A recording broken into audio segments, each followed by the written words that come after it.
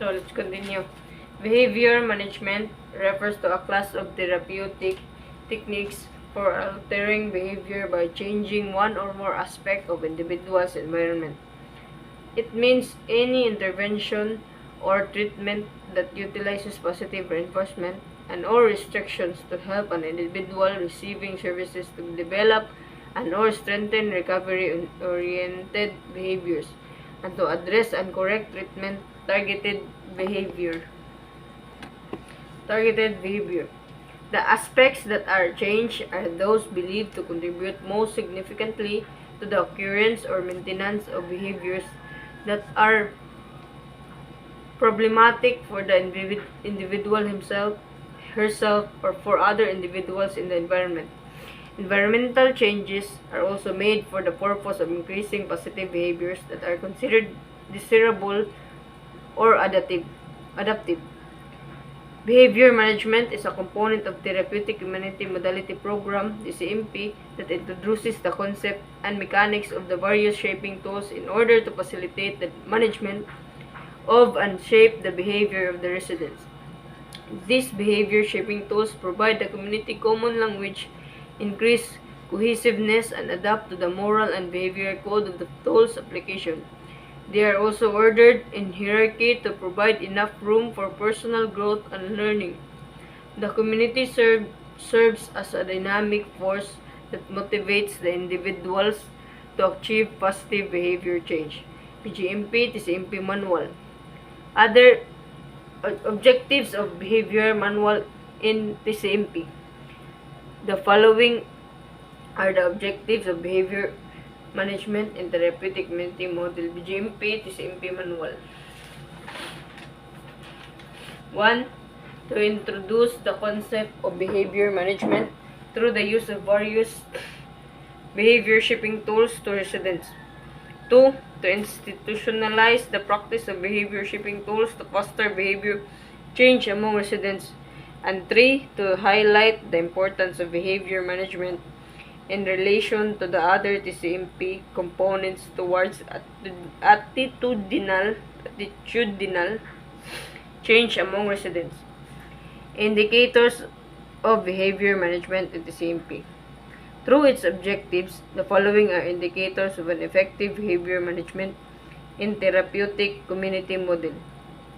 Residents will understand different behavior shaping tools and practice them as part of their daily living. Residents will utilize the different behavior shaping tools in promoting change within themselves and others.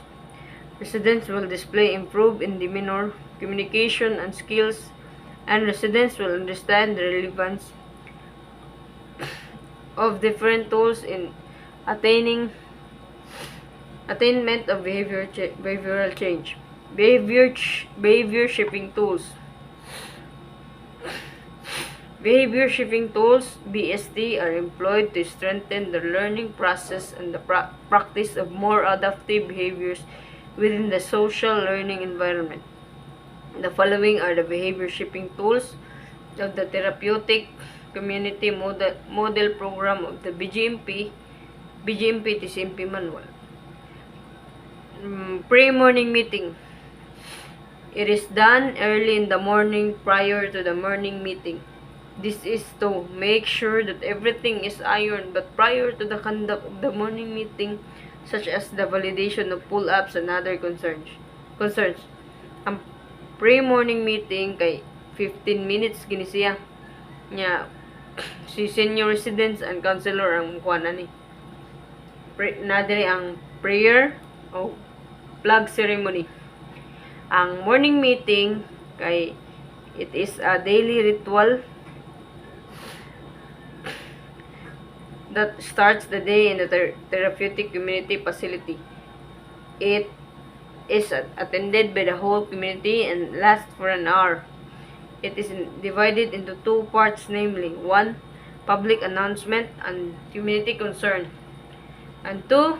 Community spirit building or up rituals. Ang 2 community spirit building or up rituals kay nadiri ang announcement, opening prayer, singing of Philippine National Anthem, Um, nga ang magkandak ani, ang magpahibaw ani kay si counselor. Na si Tuktu, it is a friendly reminder given by a superior member and appear to a young member conducted in a private and formal manner. Tuktu kay imo siyang sultian sa hinahinera nimo siya kanang murag sultian, hinahinera nimo siya pasabton kanang murag kamuran duha ka.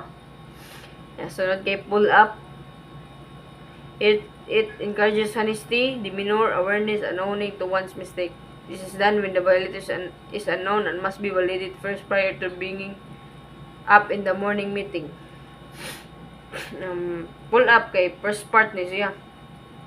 Wala pa ni mahibaw-an diri kung kinsa ang violator. Nya sunod kay dealt with sa form of verbal reprimand given privately by a senior member and two peers for recurrent behavior. Diri na ang dealt with kay diri na ang kanang singhag-singhagan na ka. Nya kung kaduhan na ka maka-offend niya ang two peers nimo kay si friend and peer o si senior member sa usara ka kanang private room niya. Haircut is a ritualistic and highly structured verbal reprimand is delivered by staff or peer.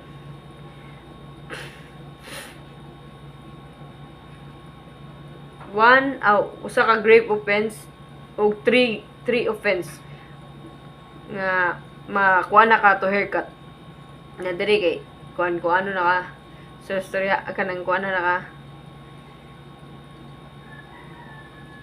kanang diri sa haircut kay singhagan na ka kay grabe na kayo nya ang makuha nimo kay si senior resident, si department head, si big brother and peer. Learning experience or bans. It is a form of restoration for persistent non-compliance with community expectation. It is geared towards achieving a target behavior attitude. Haircut general meeting ni si general meeting niya 7 days siya. Nya sunod kay bans are containment action that limit certain privileges to all or all portions of the community for major breakouts in house structure. Ang magkuan sa ban kay si director nya mag-agi siya sa general meeting una siya i-bans. Verbal reprimand. Verbal reprimand correction regarding an observed behavior or attitude or a member of TCMP. Marang kanang verbal reprimand kay istoryaan ka kanang murag kanang istoryaan ka ba kanang murag kanang disiplinahon ka. Also known as verbal haircut. The use of peers to support community expectation is a key element of the haircut. General meeting. It is called and led by a senior member of the staff, si senior resident, usually director to deal with a repeated breach to the cardinal rules. Expulsion, it is done when a resident is incorrigible and becomes a threat to the community. Expulsion kay adto na kasalain nga kanang prisuhan kay maka-harm na ka sa uban. The pre-morning and morning meeting. Pre-morning meeting is done early in the morning prior to the morning meeting. Senior members of the community will meet for about 15 minutes to discuss the following: the attitude of the house the previous day, formulation of solution to the concerns discussed and to be executed during the day, the activities to be engaged in the morning meeting 20, the theme of concept of the day, and the validation of pull-ups and other concerns. Morning meeting is a daily ritual that starts the day in a TC facility. It is attended by the whole community and lasts for an hour. It commences with the opening prayer, singing of the national anthem, and the recitation of the TC philosophy. It is usually facilitated by any member of the community. It is divided into two parts, namely public announcement and community concern, and two, community spirit building or up rituals. Public announcement and community concerns. The first part of the meeting consists of public announcement and regarding important activities or businesses and other information that the community needs to know. It is a review of how the community performed in the previous day and checks on the behavior of erring members through the conduct of pull-ups. The pull-up is followed by affirmation of good deeds, display of responsible concerns toward peers, or unselfish acts of some residents. This is to show that good deeds are not left unnoticed and leave a feeling of self-worth to those concerned. This is where the concept of the day and the verse of the day are being discussed and shared. Number 2, community spirit building or up rituals. The second part of the meeting consists of entertaining presentation to lighten up the mood and start the day on a positive note. It somehow develops some talents and sheds off inhibitions of participants. Structure of the morning meeting. Community announcement and concerns.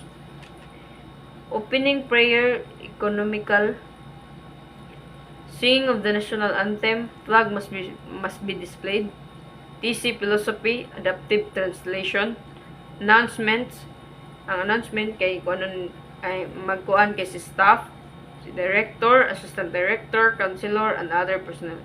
Si residents, coordinators, department head, expeditors. Report on dorms inspection by chief expeditor.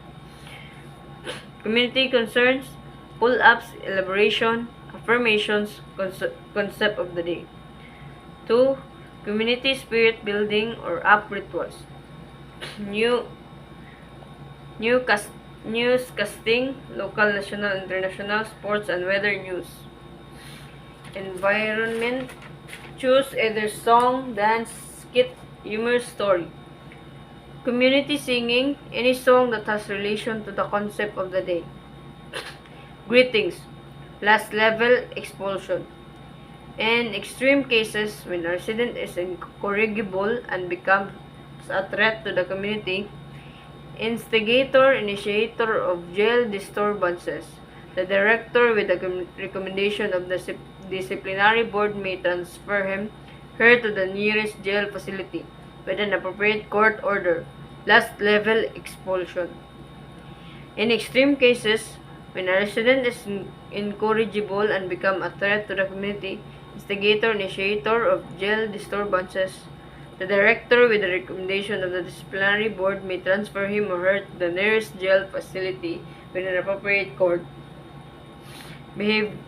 Hierarchy of behavior shaping tools. Figure 2.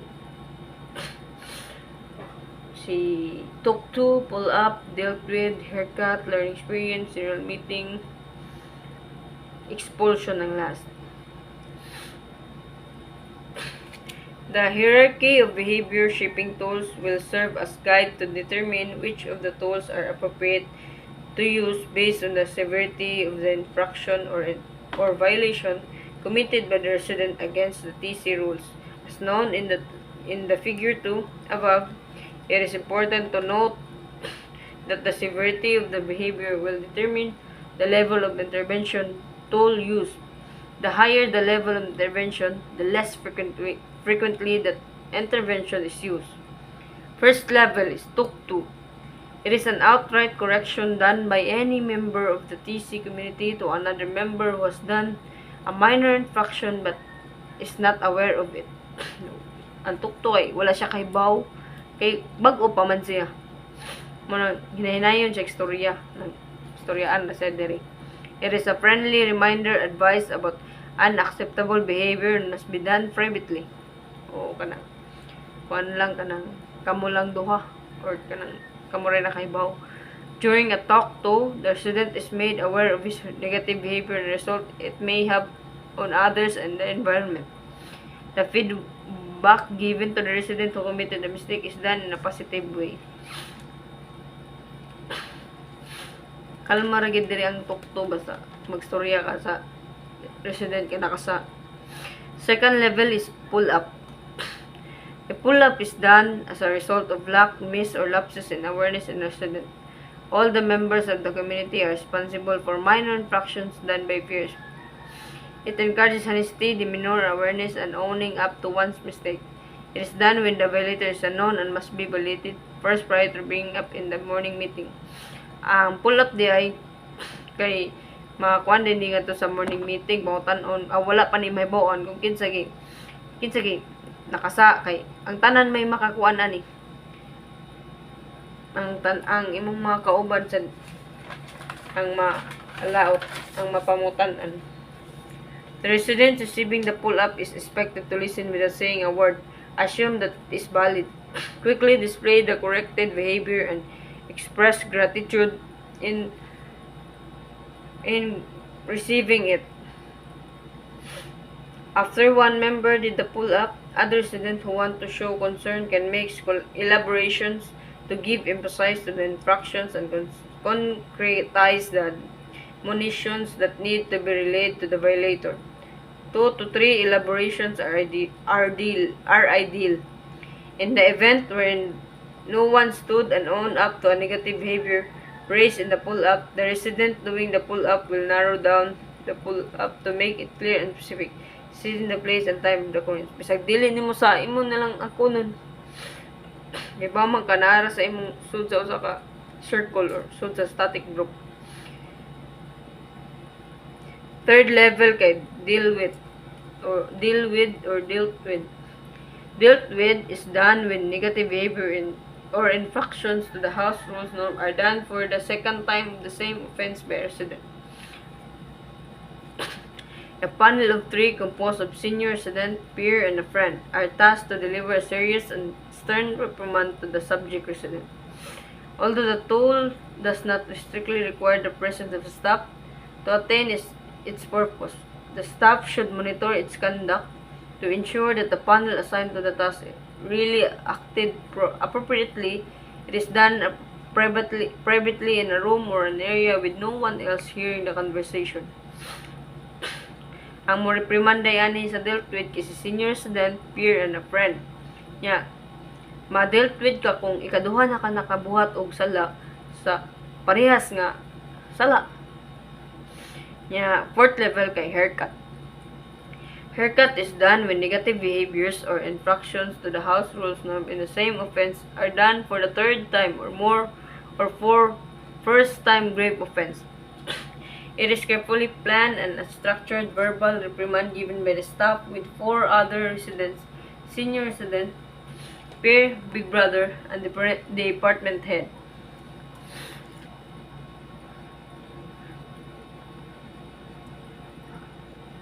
The tone is more serious and can be loud, harsher, and more exaggerated in order to induce anxiety and eventually change the person's behavior. Before the group calls in the person, they will discuss among themselves the order of speakers, how intense the haircut will be, and what sanction will be given, if any. The resident is then called inside and wait until he is asked to sit. He will ask if he knows the reason for his appearance. After the person's response, he will be asked to sit and remain silent to enable her to observe all the advice. The haircut gives emphasis on the behavior of the resident, and the severity of the haircut should be appropriate to the gravity of the offense. Ang mo reprimand sa haircut is stop with 4 other resident or senior resident, peer, big brother, and department head niya. Ma-haircut ka kung third time na nimo makasa or kanang grabe na imo sa bugat or bugat imo sala. Usa ka bugat ka sala, ma-haircut na dayon ka. Fifth level, learning experience. A learning experience is an action or activity given to a resident who was subjected to haircut or general meeting who did in an infraction to correct or modify a behavior. It may be task-oriented, written task, or peer interaction. Its intent is to stigmatize the person but to motivate him to make recitation for the wrongdoings he committed and redeem himself in the community. This will develop a sense of responsibility on him while stressing his inadequacies. It should be realistic and humane. Close supervision with clear goals increases the effectiveness of the sanction. Upon lifting the LA, learning experience, after 7 days, the resident subject to the tool will coordinate with a senior resident coming from his static group who will provide guidance and continually monitor the performance in the house of the former.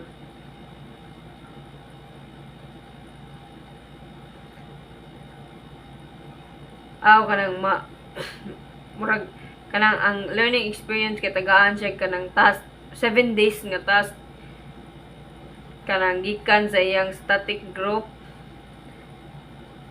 nga nya mag provide sa guidance sa iyang static group nya. Sunod kay categories of learning experience are task oriented, pots and pans mo na ni pots and pans, grounds and landscaping, cleaning and maintenance, timekeeping, wake-up calls, lights out calls, written tasks, composition or essay, reproduction or TCMP materials, peer interaction, reading and reporting of topic, announcement, morning meeting or house meeting. Bands, mo na 7 days nga kanang imong task kung makakuan ka sa learning experience, maabot ka sa level nga learning experience. 6th level, general meeting. A repeated breach to the cardinal rules necessitates a general meeting.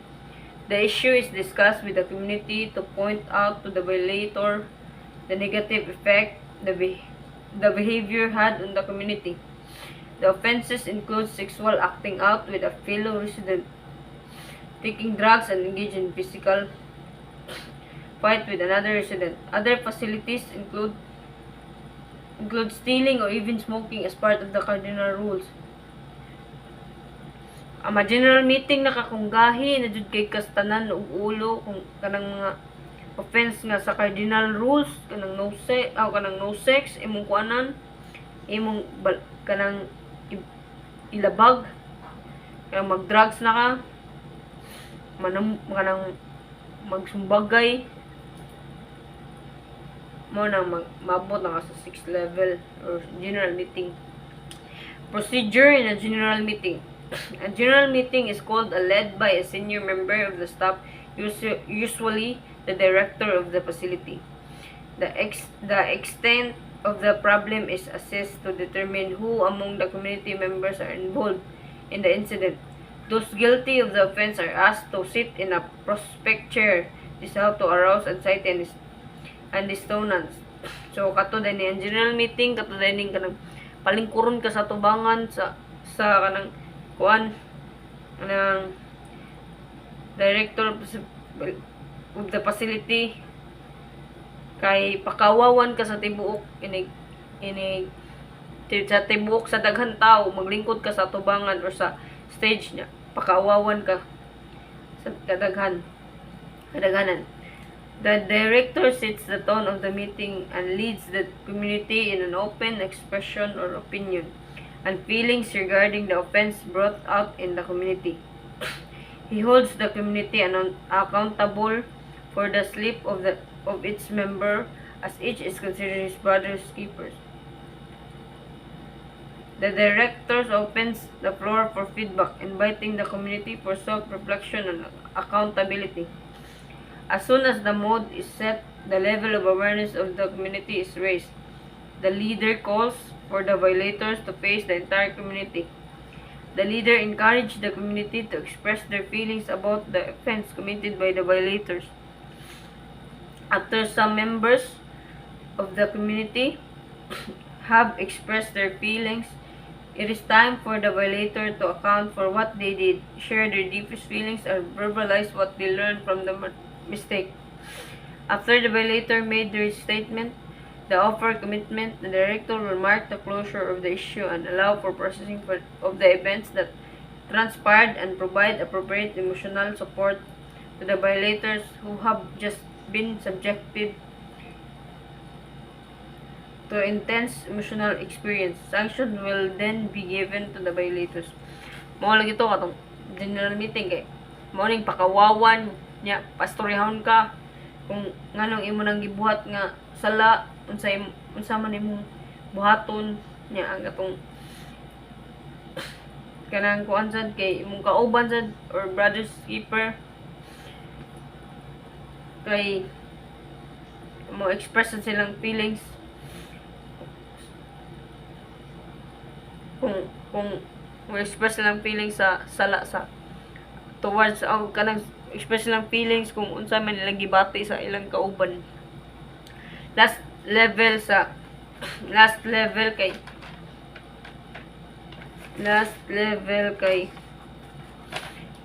expulsion.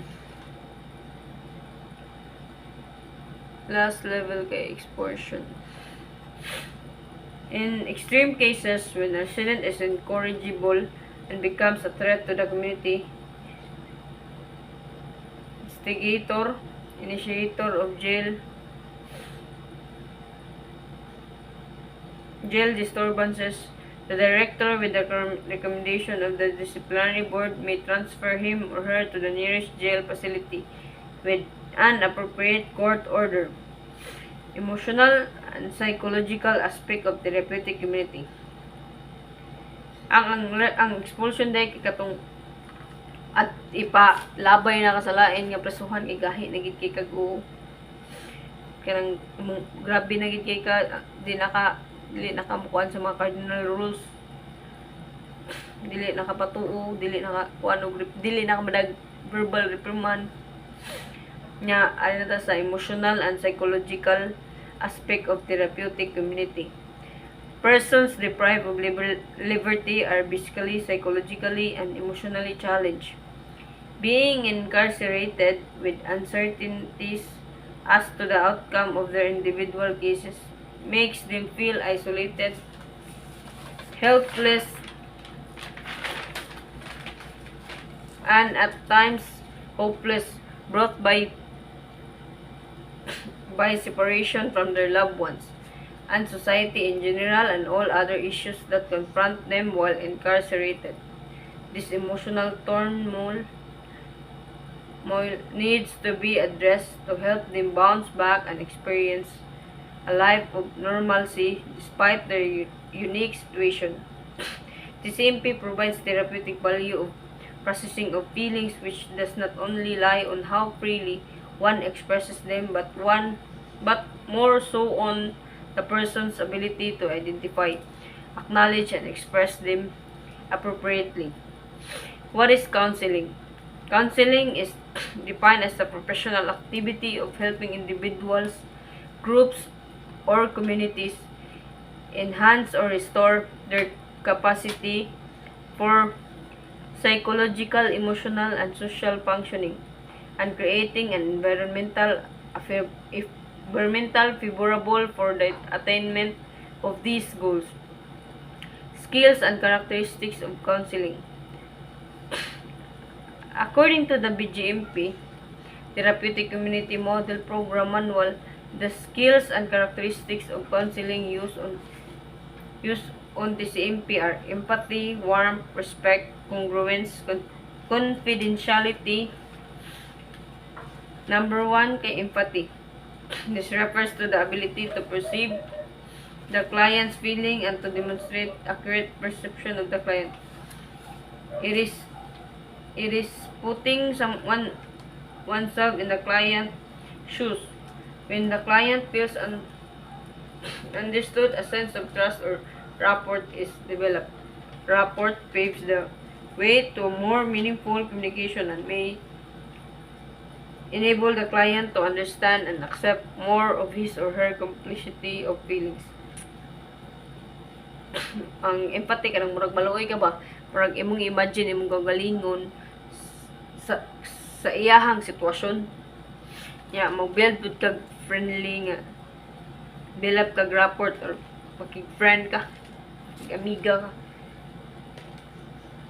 para makuha na nimo ang kanang meaning sa inyong communication. Number 2 kay warmth.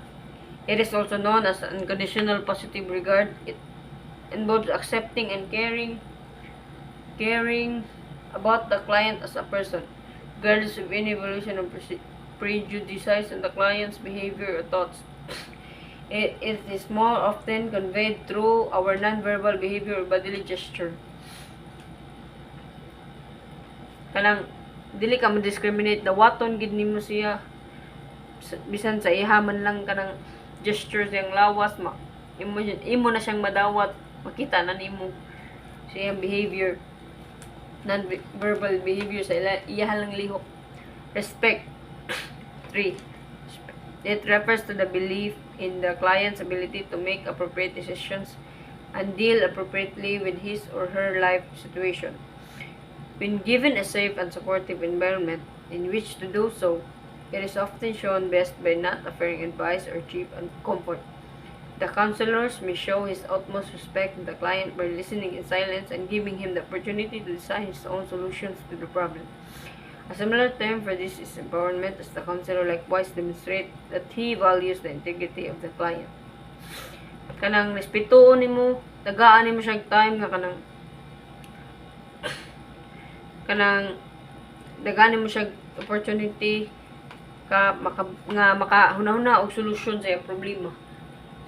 Respetuon mo iyang desisyon ug iyang sitwasyon. Congruence, also known as genuineness, it includes the act of being honest and authentic in dealing with the client. It is showing real concern rather than focusing on techniques during sessions. It is also being aware of the counselor's own unmet needs and how it affects his relationship with the client. Kay, kuan ra gid ka kanang genuine ra gid kanang tinud-anay imong imong pagkuan sa client. Kanang imong kanang care or concern niya. Confidentiality. It means that anything discussed during counseling session is held absolutely private and not to be discussed anywhere. This contract should be held sacred so as to maintain the client's trust and enable him to disclose sensitive matters to the counselors without fear of any breach of confidentiality. When to break confidentiality. Children are being neglected or abused. 15 below ni siya. Appearance in court as a witness. Client express plan to commit suicide. Client express plan to harm others. Kanang confidentiality kay kung unsa man gani inyong kanang sekreto, unsa man gani inyong pag-usapan kay dili mo gawas, dili ma-disclose.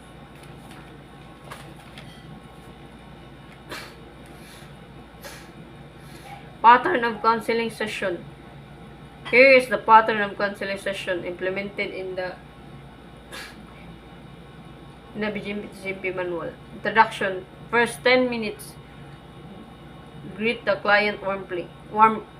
Smile and shake hands. Escort to the counseling room. Explain how the session is going to be. This is time to develop rapport. Session clients for confidentiality. Number 2, information gathering about victims. Know the reason for consultation. Clients can start anywhere. Counselors may take notes. Clients need to do almost all the talking. Counselors may ask open questions or use techniques like clarifying, rephrasing, focusing, reflecting, related testing, etc. Discussion, counselors' input. Counselors tell the client what he thinks the client is saying. Counselors develop a list of concerns. Clients would concur or not to the counselor's understanding. Whereas problems, plans of action to work on specific problems. Counselors will assist in mapping out plans. 4. Conclusion. Motivate the client that he can do it. If not, he may not need to refer to a professional. Brief client on what to expect the next section. Progress based on plan of action. End session of a positive note. Client should be able to list down things that he has to look forward over the next few days. If not, this is a red flag for suicide. Let's move to midterm lesson 2.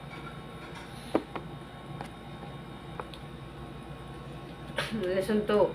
Counseling theories and approaches and TCMP psychological components. Learning objectives. Identify some of the counseling theories and approaches. Explain initial intake interview. Define individual counseling. Enumerate and explain the objectives of group counseling. Identify the types of groups in TCMP. Counseling theories and approaches. There are 6 major theoretical categories.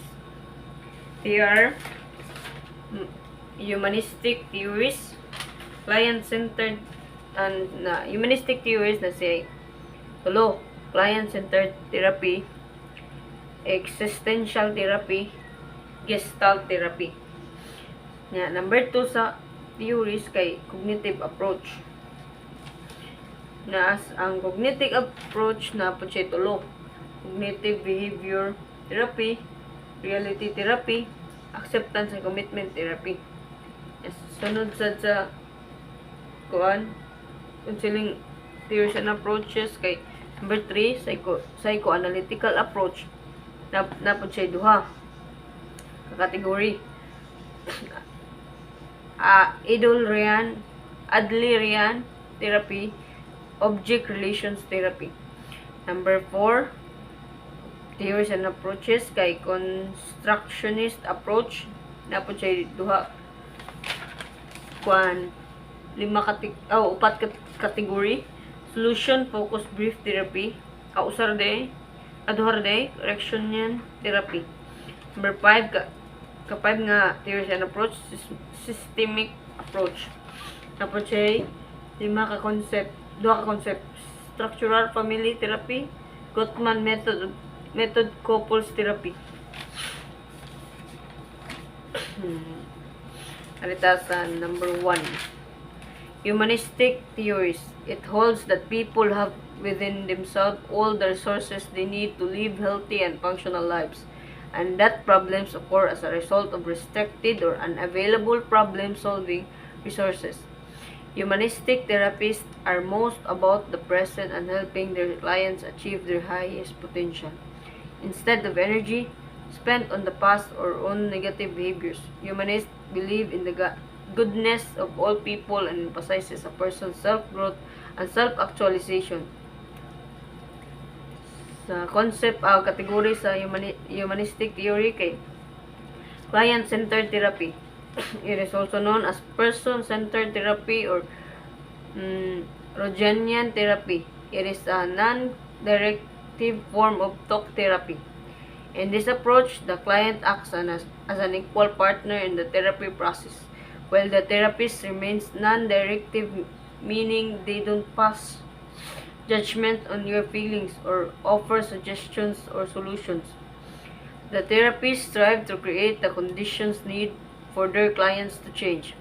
This involves a therapeutic environment that is unconformable, non-judgmental, and empathetic. Katuha nga category, existential therapy. It focuses on the free will, self-determination, and the search for meaning, often centering on the person rather than one symptom. The approach emphasizes the client's capacity to make rational choices and to develop to his or her maximum potential. Psychology Today 2022. It aims to aid clients in accepting and overcoming the existential fears inherent in being human, such as freedom and responsibility, death, isolation, and meaninglessness. Existential therapists help clients find meaning in their lives by focusing on free will, self-determination, and responsibility. Northwestern University 2013. 15. Katulong nga kategory kay Gestalt therapy. It is a form of psychotherapy that is centered on increasing a person's awareness, freedom, and self-direction. It focuses on the present moment rather than past experience. It is based on the idea that people are influenced by their present environment. The word Gestalt is a German term that generally means whole or form. It is an idea that views every individual as a blend of the mind, emotions, body, and soul with unique experience and realities. The Gestalt therapists understand that no one can be fully objective and that all persons are influenced by their own environment and experiences. A therapist trained in Gestalt therapy holds space for their clients to share their truth, not imposing their judgment and accepting the truth of their clients' experiences.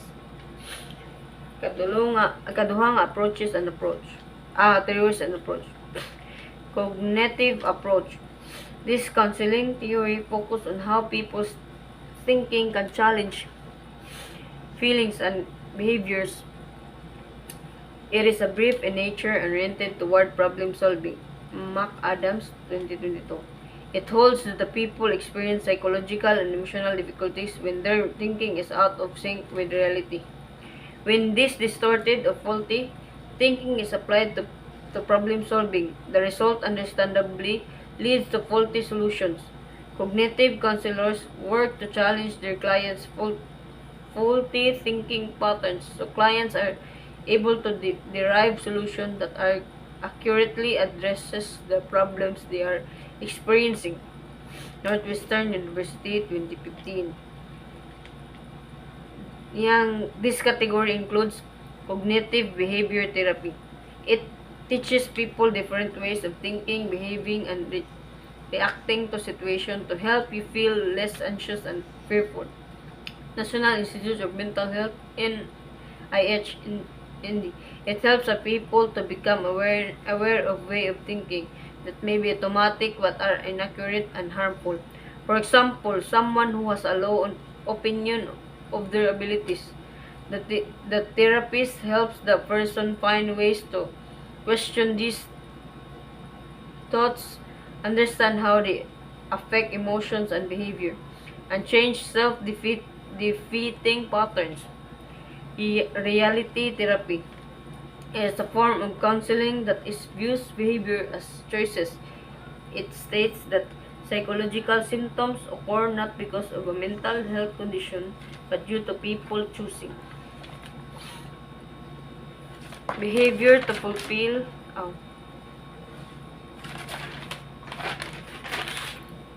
behaviors to fulfill their needs. Nunez, 2021. A reality therapist's goal is to help people accept responsibility for these behaviors and choose more desirable actions that enable them to connect with others. Acceptance and commitment therapy. It is a type of mindful psychotherapy that helps a person to stay focused on the present moment and accept thoughts and feelings without judgment. It aims to help the client to move forward through difficult emotions, so he or she can put their energy into healing instead of dwelling on the negative. WebMD, 2022. ACT therapists operate under a theory that suggests that increasing acceptance can lead to increased psychological flexibility. The goal of ACT is not to reduce the frequency or severity of unpleasant internal experience, like upsetting, cognitive distortion, emotions, or urges. Rather, the goal is to reduce the struggle to control or eliminate these experiences while simultaneously increasing your involvement in meaningful life activities.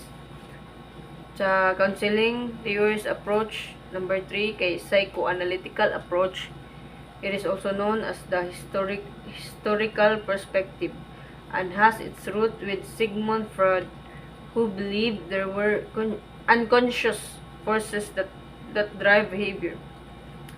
The techniques he developed, such as free association, dream analysis, and transference theory, are still used by psychoanalysts today. Northwestern University, 2015. Dysfunctional thought and behavior patterns from the past have been unconscious working models that guide clients toward continued dysfunctional thought and behavior in their present lives.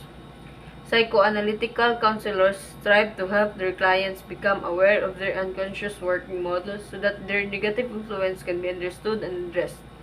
McAdams 2022. These categories includes Adlerian therapy. It is also known as individual therapy, emphasizes the individual's ability to bring about positive change in his or her life. Hopper 2019. Object relations therapy. It is centered on persons' internal relationships with others. The lifelong relationships skills of a person are strongly rooted in his or her early attachments with their parents, especially his or her mothers.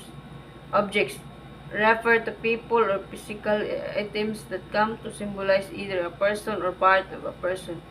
Preacher 2020. Constructionist approach. Number 4 sa counseling approaches and theories. It holds that knowledge is merely an invented understanding of actual events in the whole or construct.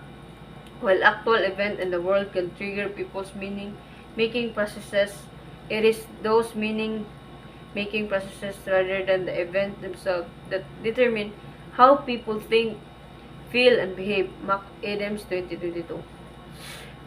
Constructionist counselors work collaboratively with clients to examine and revise problematic client constructions or self-relation and the world. McAdams 2022. This category includes Ericksonian therapy. It stresses the importance of the interactive therapeutic relationship, the partnership, and the purposeful engagement of the inner resources and experiential life of each and every individual integrative med. It holds that indirect suggestion could result in a therapeutic behavioral change. He preferred to converse with clients using metaphors, contradictions, symbols, and antidotes to influence their behavior rather than direct orders. British Hypnosis Research.com 2020. Concept kay solution focused brief kanang concept solution focused brief therapy. It is a strength-based approach to solution psychotherapy based building rather than problem solving. Unlike other forms of psychotherapy that focus on present problem and past causes, SFBT concentrates on the client's current circumstances and future hopes. Cadell 2021. SFBT therapist believes that change in life is inevitable because someone creates their own reality. They may well as well change for the better. Cadell 2021. Systemic approach. It holds that thinking, feeling, and behavior are largely shaped by pressures exerted on people by the social systems in which they live. Accordingly, individual thinking, feeling, and behavior are best understood when examined in relation to the role they play within the person's family or other important social networks. Systematically, focused counselors work to revise social network dynamics that influence a client's undesirable thoughts, feelings, and behaviors. McAdams 2022. This category includes structural family therapy. It is a type of family therapy that looks at the structure of a family unit and improves the interactions between family members. For Cherry 2021. It suggests that the dysfunctional family relationship can create stress and mental health problems for members of the family. By addressing how members of the family relate to one another, the goal is to improve communication and relationships to create positive changes for both individual family members and the family unit as a whole. Cherry 2021. Gottman method couples therapy. It is a short-term family therapy treatment that is often used for families with children or adolescents who are dealing with behavioral issues. Cherry 2022. It is based on the precise that the family plays the most important role in life and development of children. This type of therapy seeks to identify the structural interaction patterns that make up the family environment. By addressing family behaviors, the interactions that contribute to problem behavior. Cherry 2022. Intakes, intake interview. TCMP is introduced as a program for development of PDLs while they are awaiting trial. Participants in jail are unique as they are not necessarily drug users. The intake interview in the jail setting is done by a counselor to newly admitted residents. The main purpose is to elicit information about the resident and provide information about the program and what the expectations are on both parties. Full and honest disclosure is expected on the resident to elicit adequate and elaborate information and come up with a proper treatment plan. After the booking procedure, the counselor will conduct the initial intake interview to their newly committed residents using the intake interview form. This is done only in designated area and one resident at a time. Individual counseling or one counseling is a helping tool between the residents and counselor. Residents are usually referred to the counselors as needed by peers or staff based on the resident's behavior. It is done to accomplish the following objectives: to promote individual exploration and help surface completed and troubled feelings among residents, to provide a regular source of counsel guidance to residents, 3. To assess the residents to develop better coping skills and improve self-esteem, 4. To explore the different psychological tools which promote the development of insight and increase self-efficacy among the residents. By following this objective, the indicators for successful individual counseling on the site with the PDLs are self-understanding, establish rapport, achieve a bigger, wider of self-awareness, experience relief from emotional distress. Individual counseling is usually done 1 to 2 hours per session, depending upon the needs as designed by the counselor. The counselor uses different techniques and methods in counseling. The resident discusses different issues which cause his or her difficulties. Follow-up sessions will be done depending upon the needs of the resident. The length of the sessions will be determined by the progress of the resident. Group counseling or group therapy is a form of psychotherapy that Group counseling or group therapy is a form of psychotherapy that involves one or more therapists working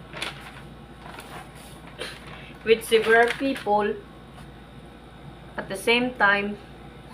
Cherry 2021. The objectives of a group counseling are: number 1, provide support to residents who fall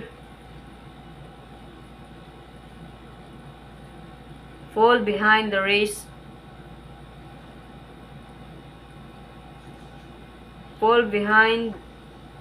awareness about problematic behaviors, to help solve and overcome the problem, to impart to residents that practice of TC norms and values, to develop awareness and insight into one's motive, feelings, and behaviors. The indicators of a successful group counseling are: encourage commitments, problems addressed, develop sense of belongingness. Nya mo proceed na ta sa kanang topic sa final, which is type of groups in TCMP. Number 1 kay static group. The static group is a permanent group of peers. Sila ang imong static group, permanent sila nga grupo na ang mayor sa static group kay si resident, si senior resident niya. Kamo ang kanang kuan, kanang resident, ang member sa senior resident ang tawag kay president. Dayon, while the resident are in the groups of leaders that meet regularly where the residents are in treatment. It is a sort of home group who provide support for one another and to the new members of the community. This is designed to provide a forum for self-expression and disclosure. It is usually facilitated by senior members of the group. It focuses on group relationships and patterns of behavior. It is done 1 hour once a week. It involves 10 to 15 residents and a counselor. Procedure for static group.